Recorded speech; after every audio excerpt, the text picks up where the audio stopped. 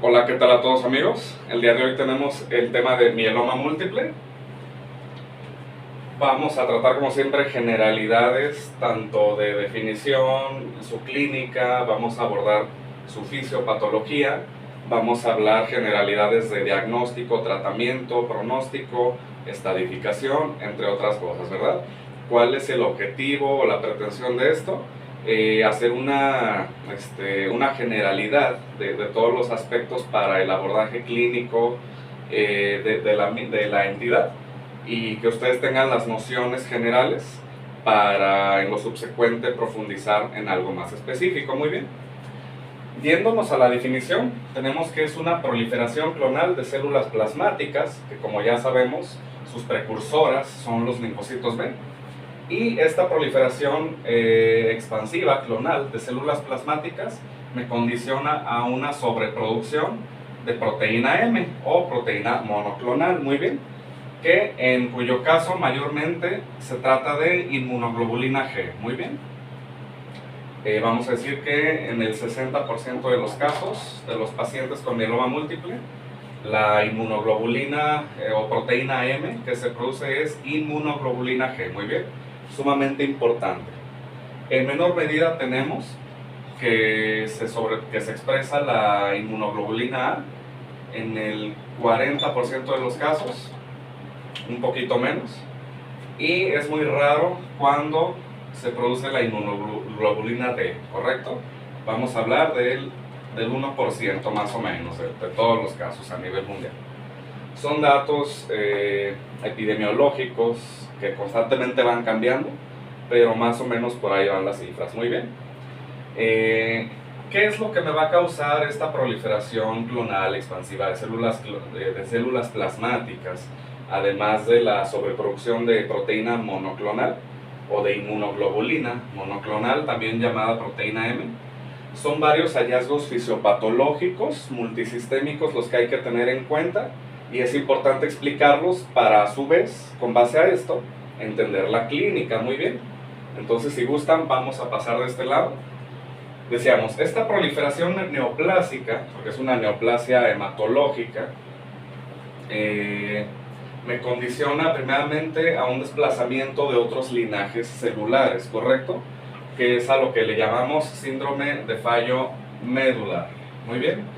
¿Por qué? Porque el espacio que ocupa esta neoplasia está compitiendo con el espacio de otras células, de otros linajes hematopoyéticos, y esto directamente me condiciona a un síndrome anémico, a inmunocompromiso, porque también está compitiendo con neutrófilos, con otras células blancas, etcétera, etcétera. Muy bien. ¿A qué otra cosa me condiciona esta proliferación expansiva clonal de células plasmáticas? Como ya dijimos, me sube de manera excesiva también la inmunoglobulina G. Esta misma inmunoglobulina G va a competir por las otras inmunoglobulinas, con la A, con la E, con la M, etcétera, etcétera, causándome así inmunosupresión. Y además cabe agregar que la producción de inmunoglobulina G, en este caso, en esta neoplasia, estamos hablando de una inmunoglobulina G aberrante, ¿verdad? La producción no solo va a ser excesiva, sino que va a ser aberrante, es decir, vamos a tener un anticuerpo monoclonal no funcional, ¿correcto? Por otra parte, la proliferación, la expansión excesiva de células plasmáticas me va a elevar inminentemente la interleucina 6, que me propicia o que me predispone a un estado proinflamatorio, y a su vez, como ya sabemos, esta interleucina 6 me activa el receptor RANK, que de manera directa estimula la actividad de los osteoclastos, aumentando la reserción ósea, y esto en exceso es lo que termina propiciando las típicas lesiones osteolíticas en el paciente con mieloma múltiple, que es la principal causa de su dolor óseo, que aquí vamos a ver en la clínica ya ahorita que pasemos para acá. Muy bien. Estas mismas lesiones osteolíticas semiológicamente las vamos a ver en radiografías como lesiones en forma de sacabocados. Muy bien, así se les llama, lesiones en sacabocados. Así es como las vemos. También hay otras lesiones que se llaman lesiones en sal y pimienta.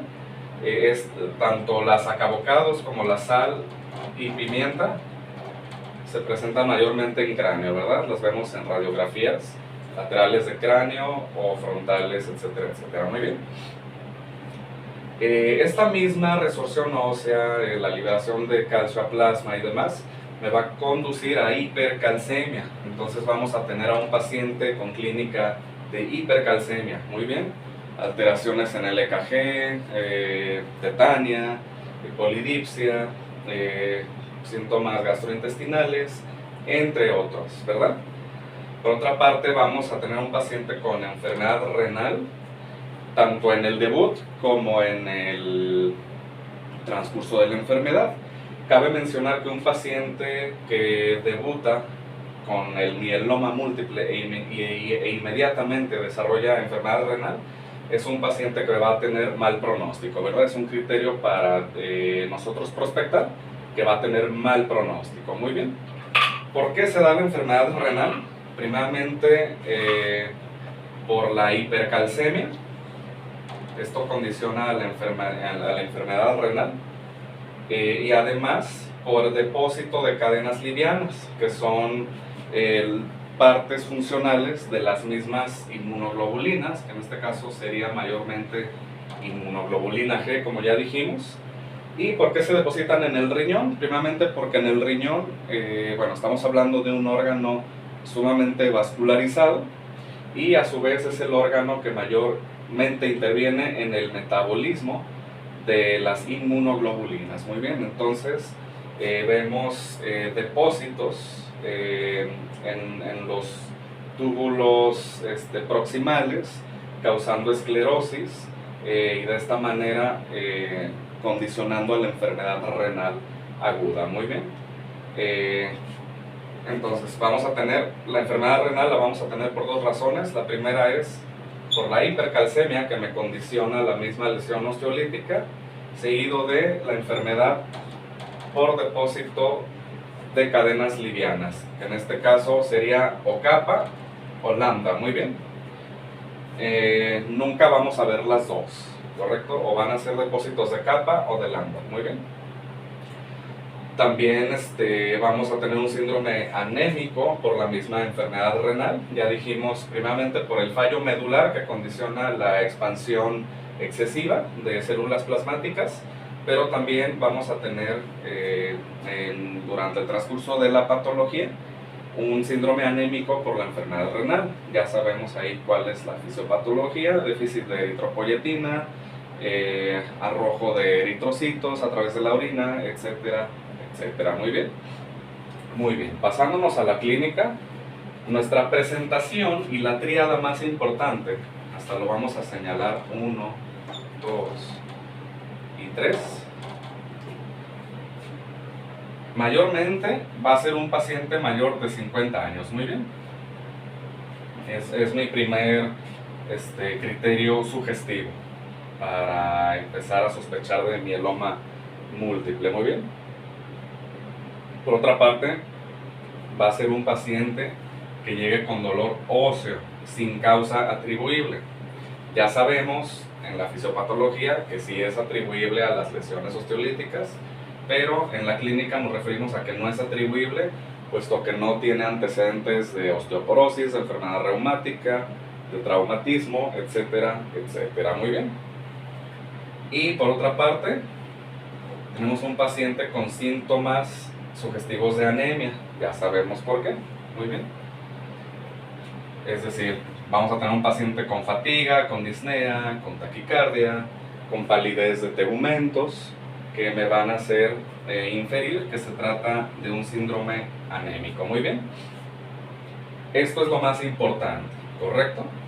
Ya de aquí en adelante y de acuerdo al curso de la enfermedad, vamos a tener, como ya dijimos, por la inmunosupresión, a un paciente con infecciones recurrentes, vamos a tener a un paciente con clínica sugestiva de enfermedad renal, en este caso emesis, vómitos, dolor lumbar que sugiere nefropatía, proteinuria, hipertensión arterial, etcétera, etcétera. Muy bien. Y los propios síntomas de hipercalcemia que ya explicamos el porqué. Muy bien. Entonces yo con esta presentación clínica ya voy a tener los criterios justificables y mi diagnóstico presuntivo para yo ordenar los estudios paraclínicos y de gabinete y de esta manera irme aproximando a confirmar el diagnóstico. Muy bien, vamos a borrar de este lado para ir explicando el diagnóstico. Correcto.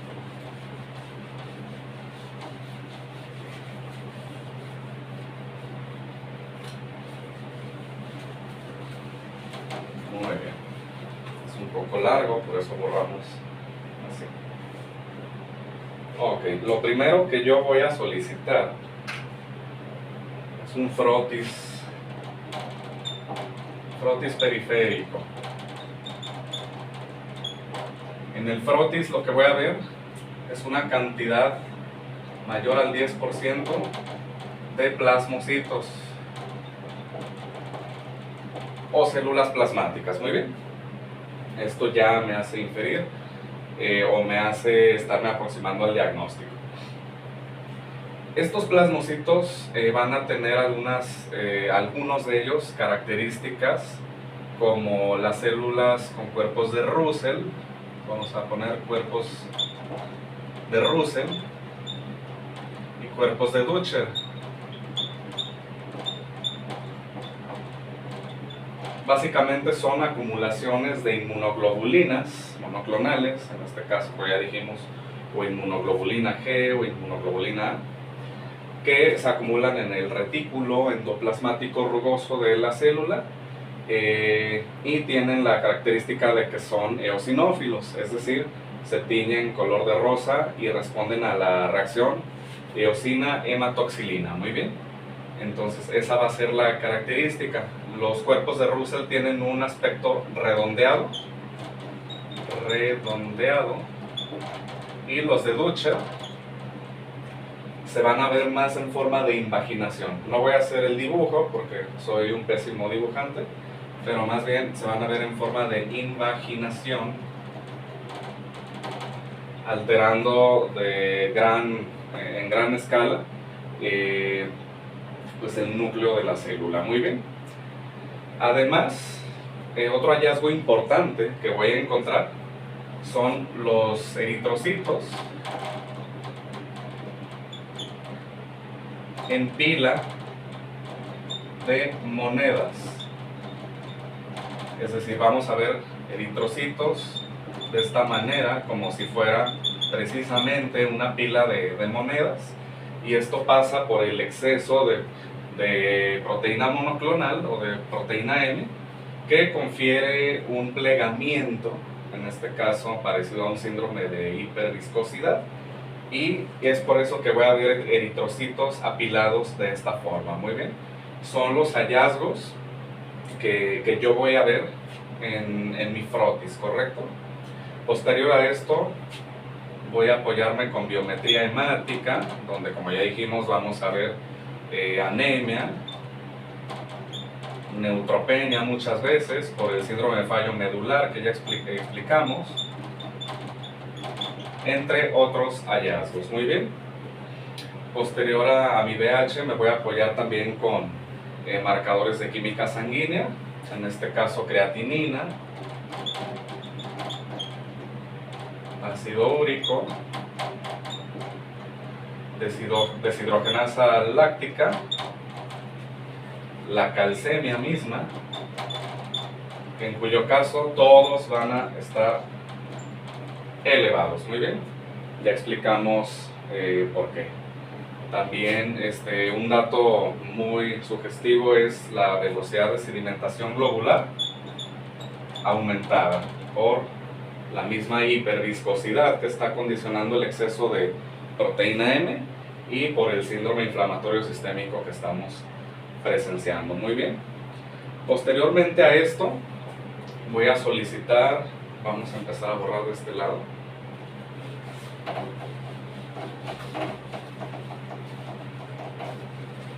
Con esto ya nos estamos acercando al diagnóstico. Posteriormente a esto vamos a solicitar un proteinograma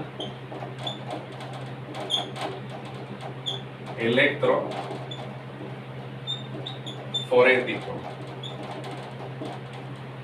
para cuantificar e identificar las proteínas que están elevadas en este caso. Como ya dijimos,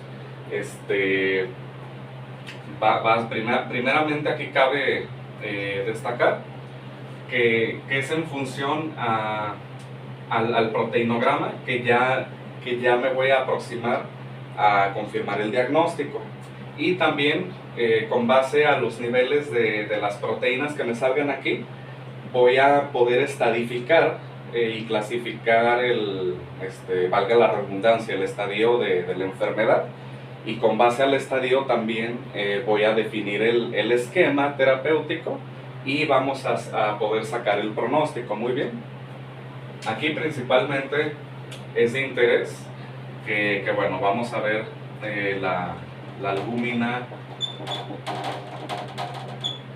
la beta 2 microglobulina, y es a partir de estos dos marcadores que vamos a saber estadificar la enfermedad. Ahorita vamos a pasar a eso. Muy bien. Asimismo vamos a identificar la proteína M.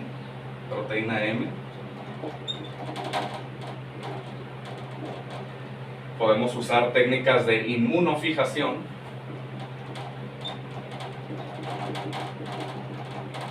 para saber si es inmunoglobulina G o inmunoglobulina A, ¿verdad?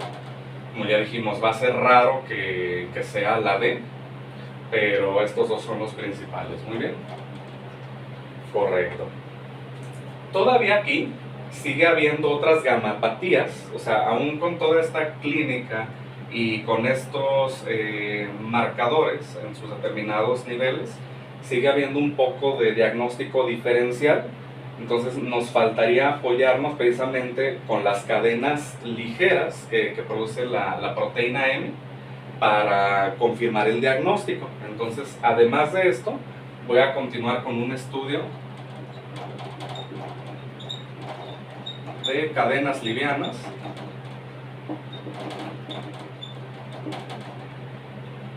ya sea en suero o en orina. Muy bien.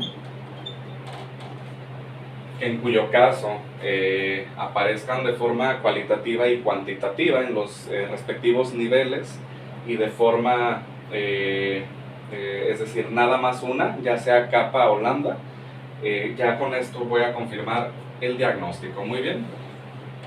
A partir de que yo vea en los niveles correspondientes las cadenas livianas, el estudio de cadenas livianas, ya sea que se trate de capa o lambda,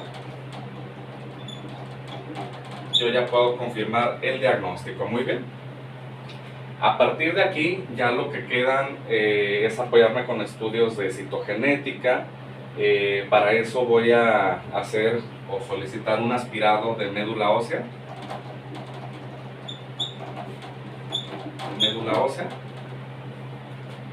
Para, con técnicas de citogenética, también saber cuantificar el riesgo que tiene el paciente, porque en función a diferentes translocaciones de lesiones cromosómicas y demás, nosotros también vamos a saber identificar el pronóstico del paciente. Muy bien. Aquí vamos a ver translocaciones de lesiones, como ya dijimos, y ahorita vamos a pasar a la estadificación. Muy bien. Vamos a borrar de este lado ahora.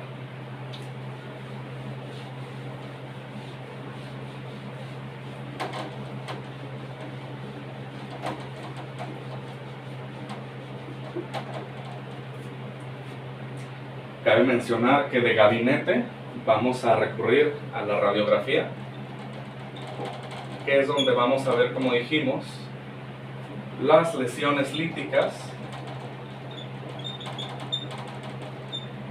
en sacabocados o lesiones en sal y pimienta. Primordialmente en cráneo, pero también podemos encontrarlas en radiografías de tórax, en lo que corresponde a esternón, a pelvis, etcétera, etcétera. Muy bien. Incluso en columna. Muy bien. Otro estudio de gabinete que es de alta sensibilidad para lograr identificar si hay plasmocitomas. Los plasmocitomas son infiltraciones neoplásicas ya extramedulares y principalmente las vamos a encontrar en vías respiratorias. Muy bien. Entonces, para nosotros identificar los plasmocitomas, vamos a recurrir a la tomografía por emisión de positrones. Muy bien. Que confiere alta sensibilidad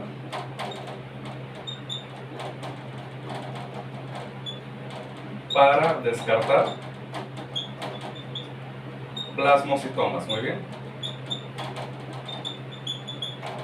Que en cuyo caso el plasmocitoma lo trataríamos con radioterapia y no nada más con esquemas de quimio convencional. Muy bien. Correcto.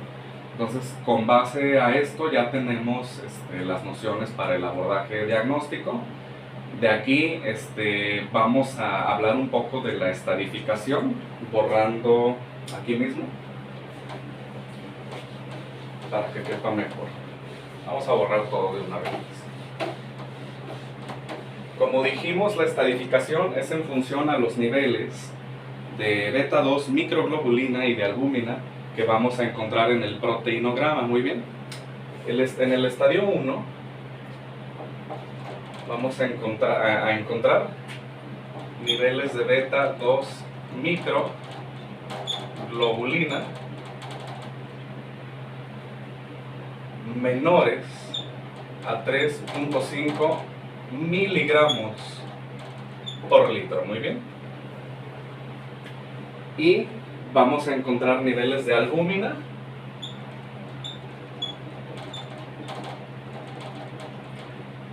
mayores a 35 gramos por litro. Muy bien, estos son los criterios para estadificar la fase 1 de la enfermedad. Muy bien. A partir del estadio 1, la tasa de supervivencia es aproximadamente de 62 meses. Obviamente, instaurando en este momento el tratamiento vigente recomendado actualmente. Muy bien. Muy bien. Este es el estadio 1. En el estadio 2 vamos a encontrar niveles de beta 2 microglobulina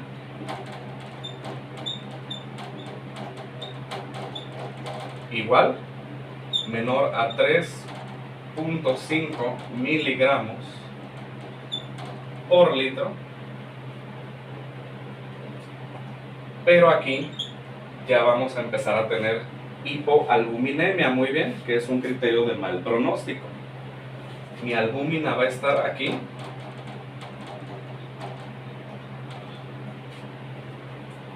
en menos de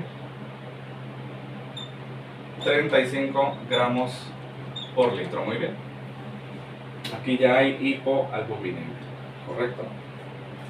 Que en parte es por la enfermedad renal que está desarrollando el paciente, está tirando proteínas por la orina, etcétera, etcétera. Muy bien. Aquí la tasa de supervivencia instaurando el tratamiento convencional en este momento sería de 44 meses. Muy bien.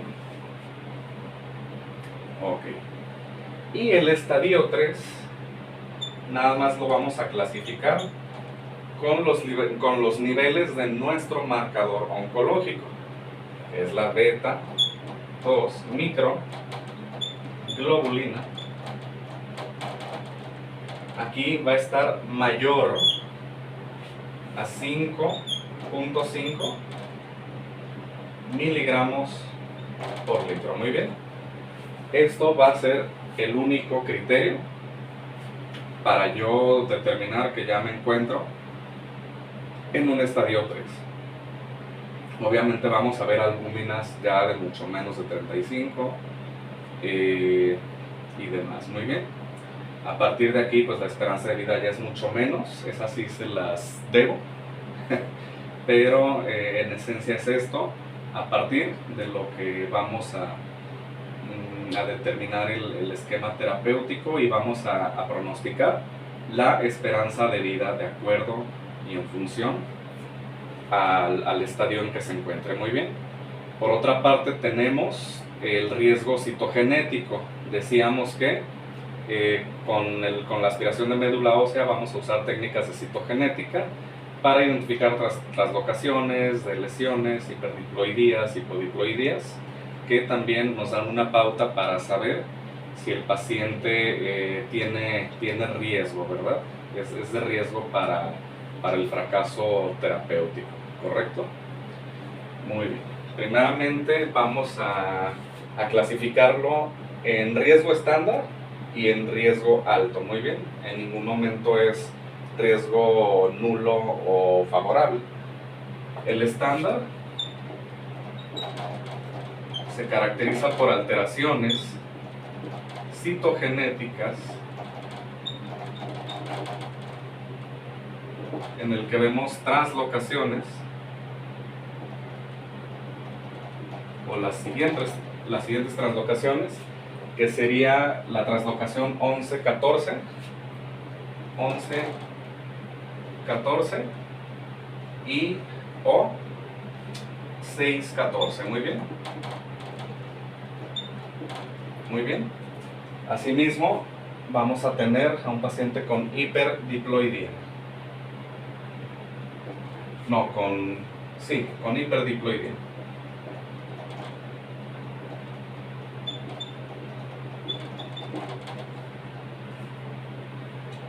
Este es el de riesgo estándar. Muy bien. El de riesgo alto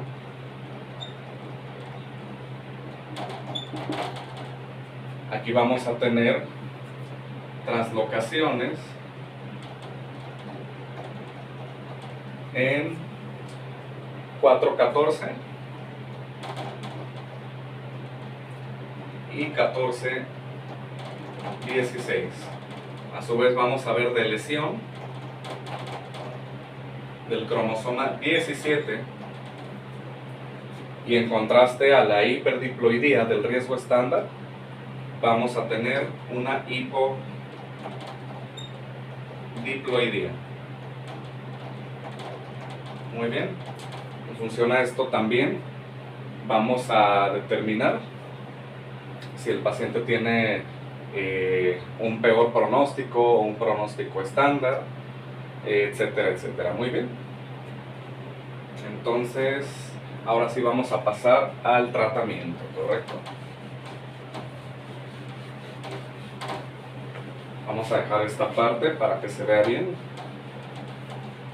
porque estuvimos tapando casi todo el tiempo. Muy bien, el tratamiento. Cabe mencionar que ya sea de alto riesgo o bajo riesgo, el tratamiento va a ser casi exactamente igual. Muy bien. Primeramente, las guías actualmente nos dicen que sí o sí el paciente sería lo ideal que reciba trasplante de médula ósea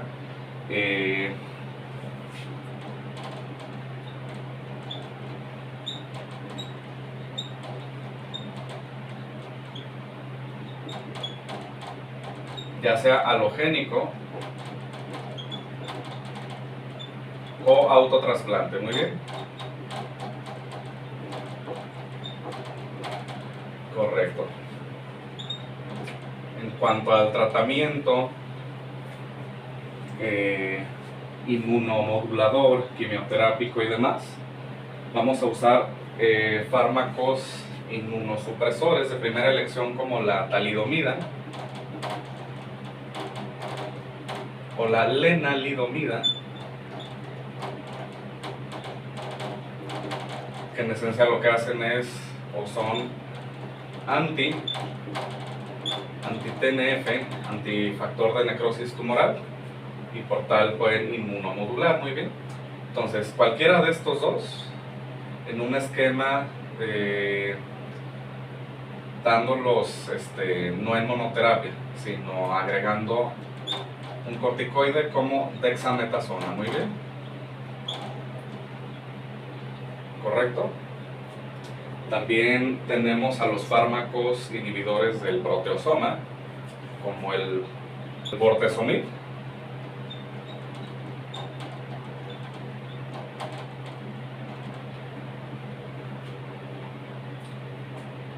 También más dexametasona.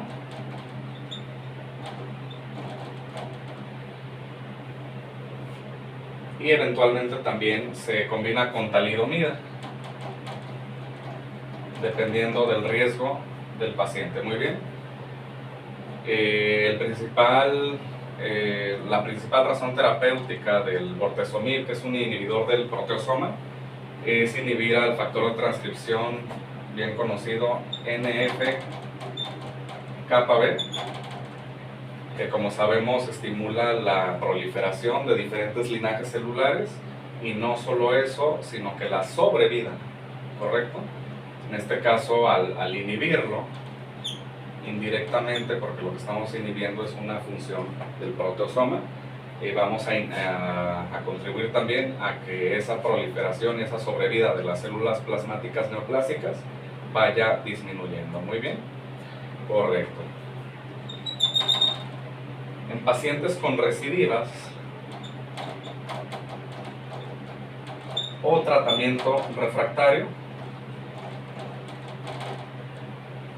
podemos agregar los inhibidores de la histona desacetilasa,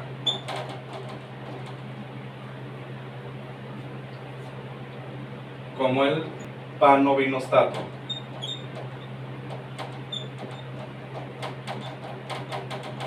Muy bien. También actualmente se están usando los inhibidores selectivos del exportador nuclear, como el selinexor.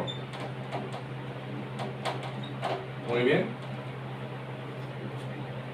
Este va a ser el tratamiento inmunomodulador quimioterapéutico, y a su vez para controlar la osteoporosis, la reserción ósea y demás, vamos a agregar bifosfonatos. Muy bien.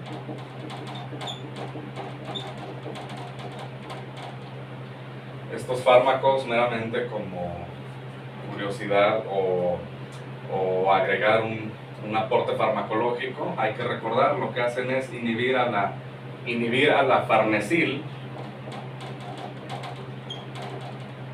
pirofosfato sintasa. Muy bien. Pero bueno, el punto es cuidar al paciente de mayor riesgo de fracturas, controlar la hipercalcemia que tiene, y el tratamiento va a ser con bifosfonatos. Muy bien. El ácido oricedrónico, zoledrónico, etcétera, etcétera. Muy bien. Y pues bueno, como ya sabemos, en cuanto al pronóstico, estamos hablando de una entidad incurable. Para sacar un diagnóstico más preciso nos vamos a guiar por los criterios de riesgo y por la estadificación de la enfermedad, para nosotros pronosticar más o menos la esperanza de vida. Muy bien. Hasta aquí ha sido en generalidades. Como recordamos, es la idea de profundizarlo o de generalizarlo a esta escala, es que ustedes se apoyen con nociones generales y en función a eso puedan profundizar en temas más específicos para su práctica clínica o o su práctica estudiantil como tal. Muy bien. Hasta aquí llegamos entonces y nos estamos viendo en futuros videos. Hasta la próxima.